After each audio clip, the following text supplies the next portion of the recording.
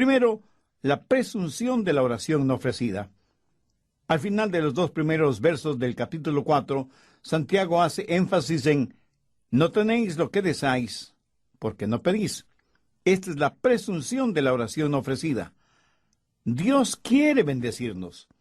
Dios quiere darnos lo que necesitamos, pero nosotros somos tan presumidos, tan arrogantes, tan autosuficientes, que tratamos de hacerlo todo en nuestra propia fortaleza, tratando de lograr con nuestros propios métodos todo lo que necesitamos. ¿Sabe lo que pasa en nuestras ciudades, en nuestras iglesias, en nuestros hogares? Que ya no se practica la oración ferviente. Parece que nos hemos olvidado que no hay problemas que no se puedan resolver mediante la oración. No hay problemas demasiado grandes para solucionarlos, solo gente demasiado pequeña para resolverlos. Cuando empecemos a orar de nuevo, a buscar el rostro de Dios, a humillarnos delante de Dios, tendremos paz en nuestro corazón, porque Dios quiere bendecirnos por medio de la oración. Pero en vez de orar, ¿qué es lo que hacemos? Más armas de guerra, más drogas alucinógenas, más asesinatos de los bebés en los vientres de sus madres, más conflictos en el hogar, en la nación, en el mundo, más odio, más violencia, más de todo lo negativo, y menos, cada vez muchísimo menos, el buscar a Dios, el ser protectores de la paz. Un pequeñito un día estaba tratando de mover una enorme piedra que había en el patio de su casa, y con todas sus fuerzas empujaba y empujaba, y la piedra no se movía ni 1 milímetro. El pobre niño estaba sudando. Sus pequeños músculos en sus bracitos ya estaban cansados. Su padre, que le estaba mirando, le preguntó: «Hijo, ¿estás utilizando todas tus fuerzas?» Y el niño le contestó: «Sí, papá, creo que utilicé todas mis fuerzas». Y el papá le respondió: «Querido hijo, eso no es cierto, porque no me has pedido a mí que te ayude». Espero que entienda la analogía. A veces llevamos cargas y problemas y nos esforzamos y luchamos y decimos que estamos haciendo tanto como podemos, pero no logramos aligerar la carga ni resolver ni uno solo de los problemas. Pero, ¿le hemos pedido a nuestro Padre Celestial que nos ayude? ¿Hemos eslabonado nuestra vida a la de Él? Pudiera ser que Dios quiere bendecirnos, y la razón por la que no la hace es muy simple: porque no se lo pedimos.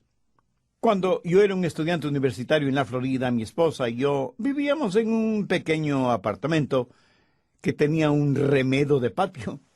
Pero en ese patio había un hermoso árbol de naranjas, pero de naranjas agrias. Una tarde, desde la ventana, había un muchachito que miraba furtivamente por encima de la cerca. Era evidente que intentaba robarse algunas naranjas. Seguramente no sabía que eran naranjas agrias. ¿Alguna vez usted ha chupado una naranja agria? Creo que no hay fruta más amarga que esa. Se tiene la sensación que desde la boca y la laringe y todo su aparato digestivo se reduce. Pero claro, es solo una sensación, no una realidad. En fin, el muchachito saltó la cerca, arrancó 2 naranjas del árbol y salió a toda velocidad, perdiéndose por el camino. Yo hubiera dado cualquier cosa por ver la expresión de ese niño cuando chupó la naranja agria. En Proverbios 27:7 leemos: «Al hambriento todo lo amargo es dulce». También dice que el pan del engaño es dulce, pero después su boca se llenará de grava. Ahora piense, ¿qué hubiera pasado si ese pequeño hubiera venido a mí y me hubiera pedido que le regale 1 o 2 naranjas?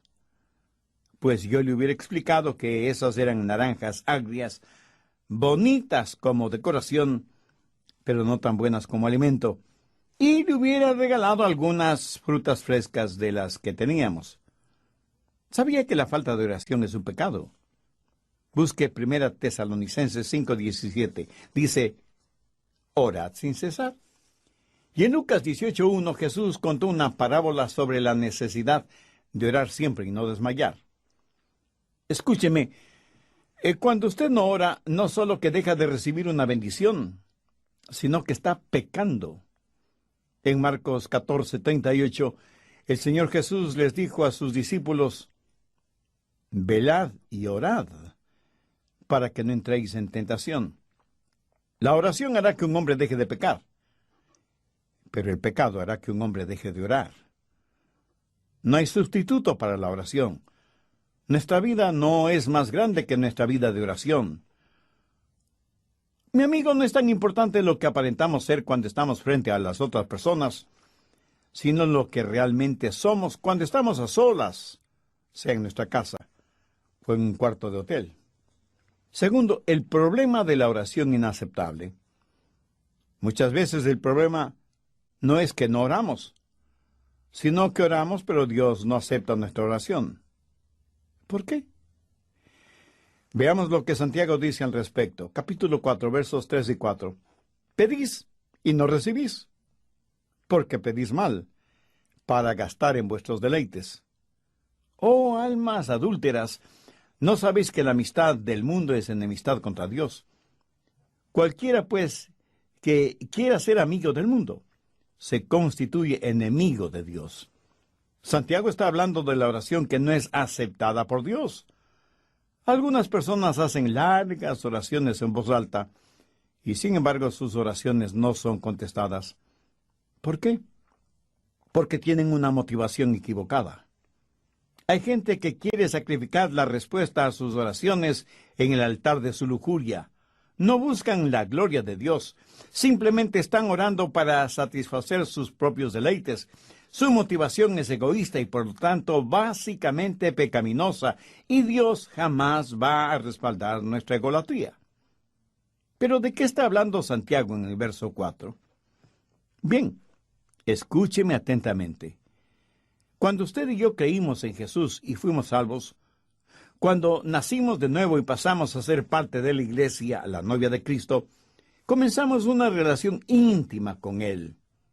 Él es el novio, la iglesia es su novia, y así como la novia debe ser casta y pura y separada para darse únicamente al novio, así la iglesia debe pertenecer a Jesucristo y guardarse únicamente para Él.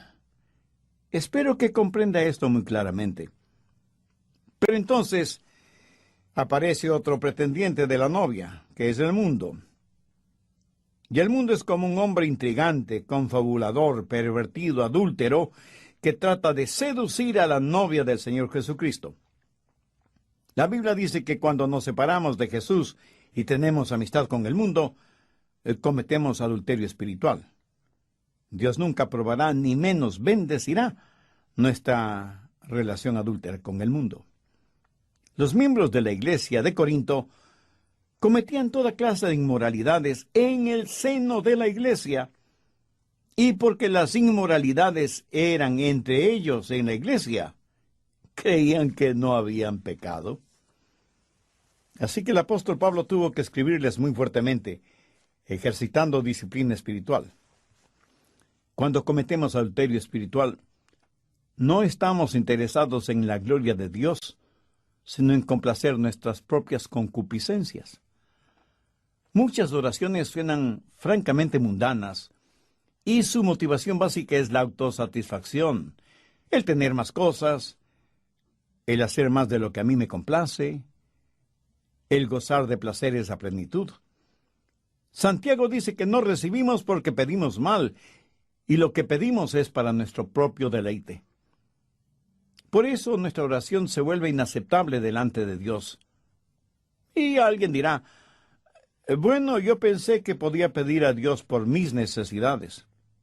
Por supuesto que puede hacerlo. Dios suplirá sus necesidades de acuerdo a sus riquezas en gloria por medio del Señor Jesucristo. Pero escúcheme, sus deseos egoístas siempre serán negados, pero sus necesidades legítimas nunca le serán negadas. Usted puede orar por necesidades reales y Dios hará la provisión necesaria. Pero si usted pide para complacer sus apetitos materiales, mi amigo, se lo digo francamente, usted está perdiendo el tiempo. Tercero, los principios de la oración innegable. ¿Cómo podemos orar y que nuestras oraciones no sean negadas? ¿Cómo podemos orar para que Dios nos escuche? ¿Cómo podemos orar para eslabonar nuestra vida con el Dios omnipotente? Santiago nos da 5 principios básicos que son vitales para usted, para mí, para todos nosotros.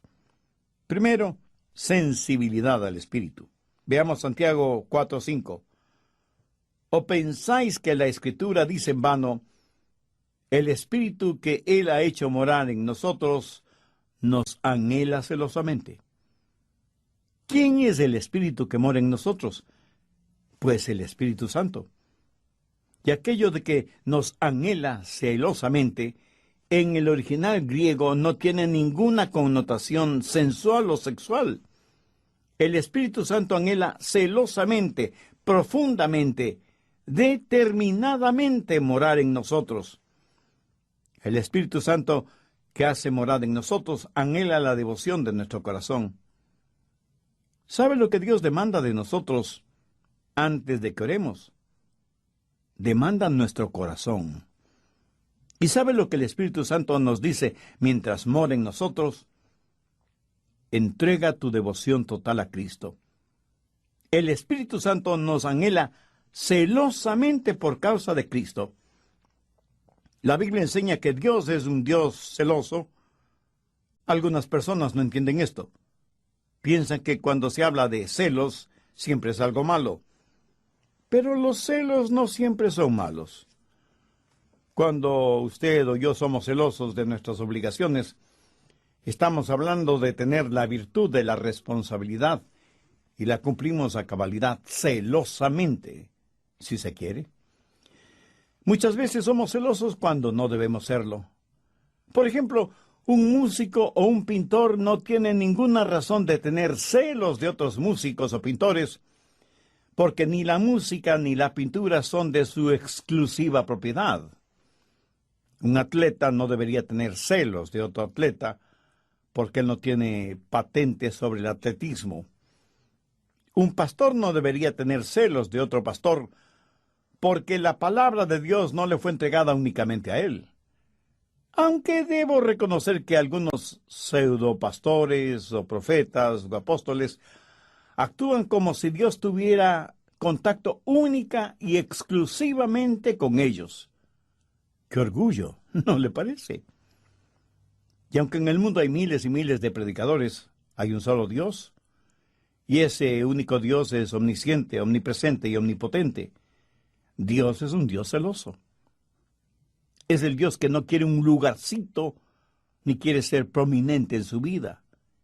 Él demanda ser preeminente. La Biblia dice que en todas las cosas Jesús debe ser preeminente. Y el Espíritu Santo que nos ha sido dado por Dios está constantemente diciéndonos que en nuestro corazón y en nuestra vida, Jesús debe ser Señor. ¿Quiere que sus oraciones sean contestadas? Entonces tiene que ser sensible, sensitivo al Espíritu Santo que mora en usted.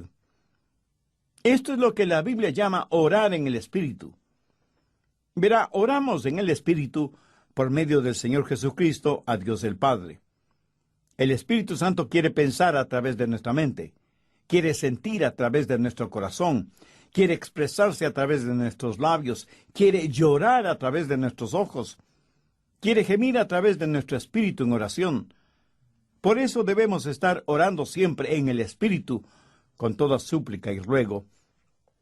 Santiago dice que primero debemos ser sensibles al Espíritu, porque es el Espíritu Santo quien nos enseña a orar. Por nosotros mismos no sabemos cómo orar, pero el Espíritu intercede por nosotros con gemidos que no pueden describirse. Cuando usted ora solo en su mente, o sea, intelectualmente, no se sorprenda de que sus oraciones no sean contestadas. Segundo, debe haber sumisión al Padre. Veamos los versos 6 y 7. Pero Él da mayor gracia. Por esto dice, Dios resiste a los soberbios y da gracia a los humildes. Someteos, pues, a Dios. Por favor, subraye esas últimas 4 palabras. Someteos, pues, a Dios. Ninguna oración será contestada hasta cuando no se haya sometido a Dios. Y el Espíritu Santo nos hace sensitivos a esta realidad. Y en este asunto, el Espíritu Santo es absolutamente celoso. ¿Sabe que Dios le ama con un amor celoso? O sea, con un amor que realmente se preocupa por usted. ¿Tiene usted esa clase de amor por Dios? Debemos someternos a Dios. ¿Sabe por qué muchas veces nuestras oraciones no son contestadas? Porque decimos, no tu voluntad, sino la mía sea hecha. Permítame decirle algo. La oración no es un ejercicio espiritual por medio del cual usted convence a Dios para que Él haga lo que no quiere hacer. No es el tratar de torcer la voluntad de Dios para que esté de acuerdo a la suya. Orar es saber la voluntad de Dios y hacerla. Por eso cuando nos acercamos a Dios, siempre debe ser diciendo, Padre nuestro que estás en los cielos, santificado sea tu nombre, venga tu reino, hágase tu voluntad. ¿Saben dónde se metió el hombre en problemas? En el jardín del Edén, cuando el primer Adán dijo, no tu voluntad, sino la mía sea hecha. Pero gracias a Dios por el segundo Adán, el Señor Jesucristo, quien oró en otro jardín, el de Getsemaní, y dijo, no mi voluntad, sino la tuya sea hecha. Y esa es la clase de oración que será contestada. Cuando nos acercamos a Dios, sometiendo nuestra voluntad a la voluntad del Padre, nuestra oración será contestada. ¿Está usted sometido a la voluntad del Padre?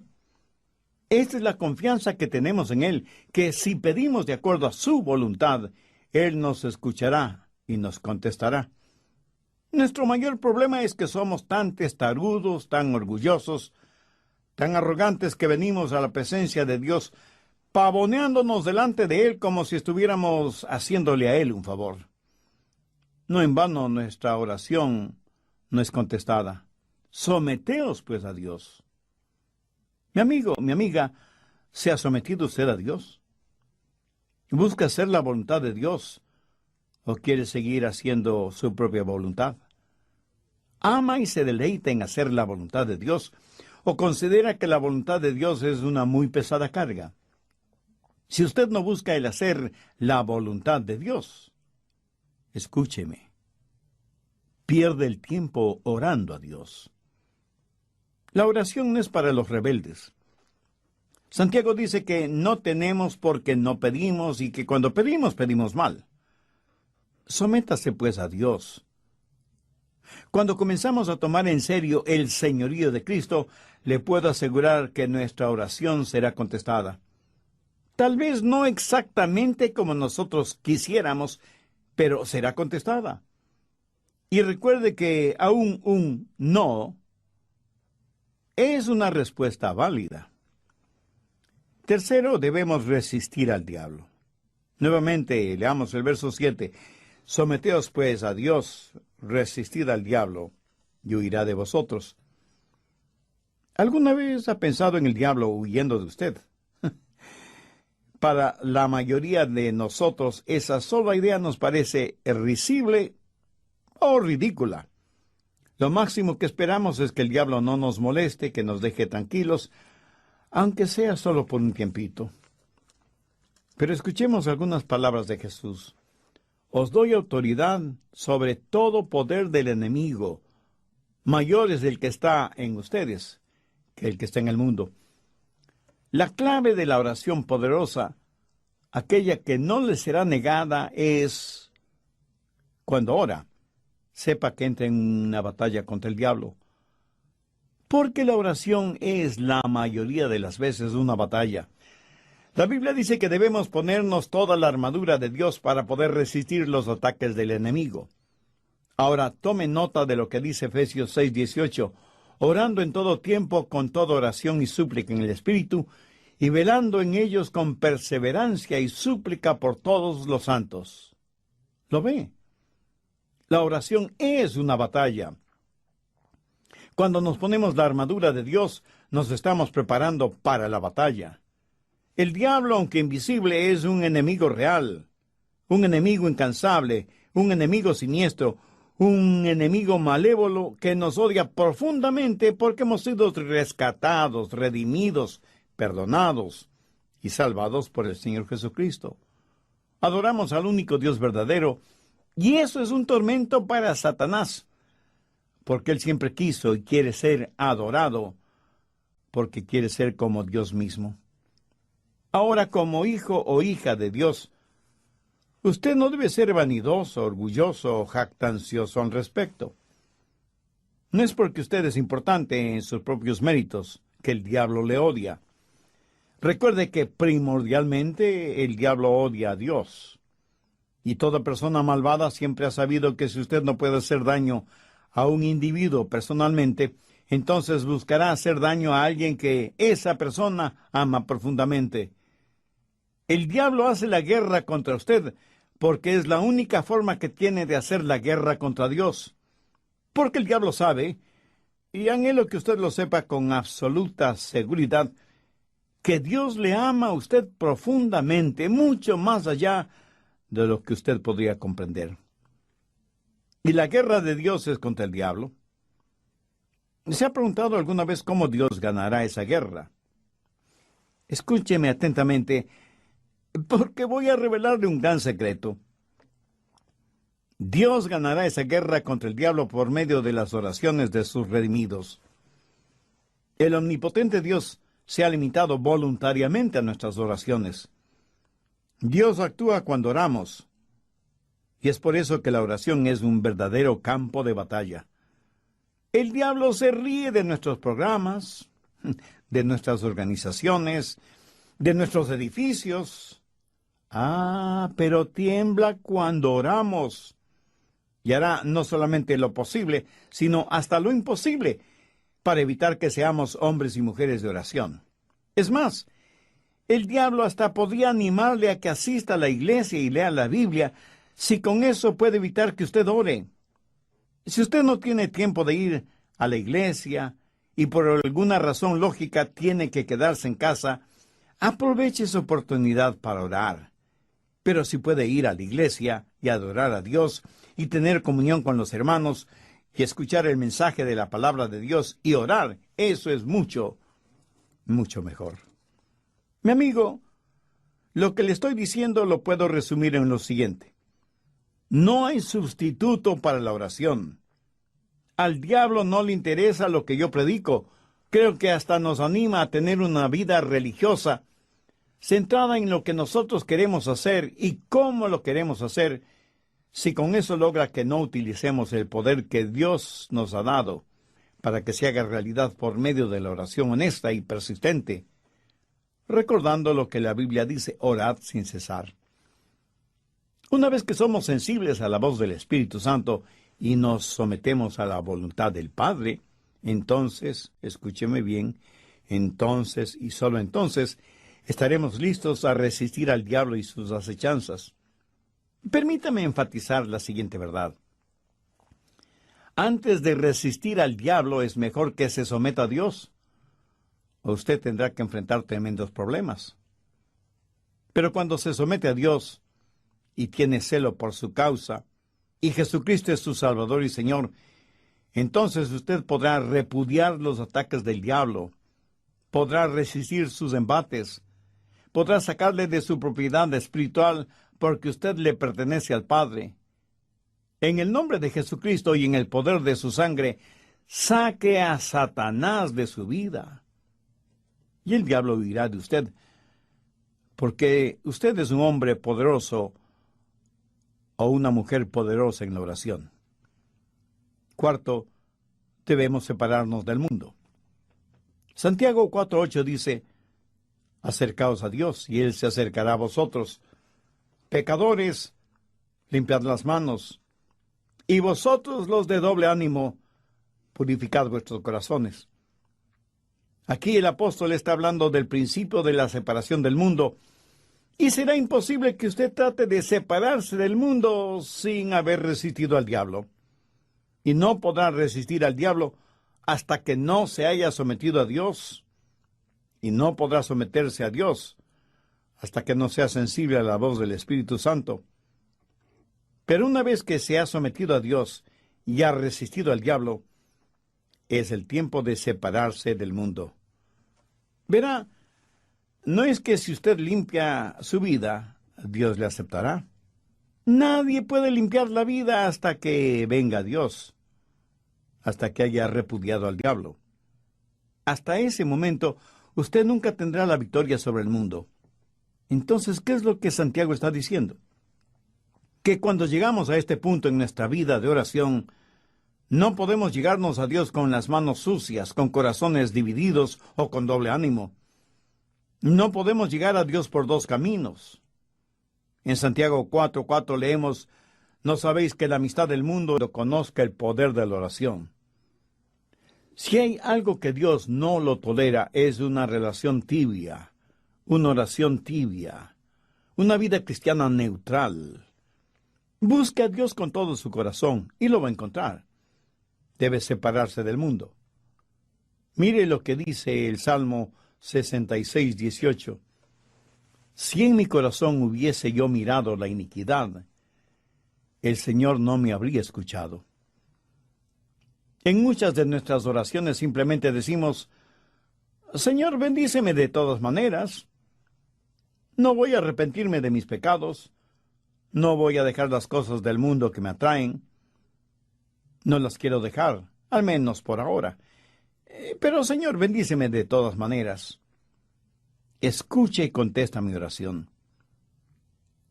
Si esa es su manera de orar, Dios no le va a contestar, se lo aseguro. ¿Qué es lo que dijo el salmista? Si en mi corazón hubiese yo mirado la iniquidad, el Señor no me habría escuchado. Eso no significa si es que he pecado, porque la Biblia dice que todos hemos pecado. También dice que todos tenemos iniquidad en nuestro corazón. Todos tenemos nuestros pecados favoritos, bien escondidos en nuestro corazón.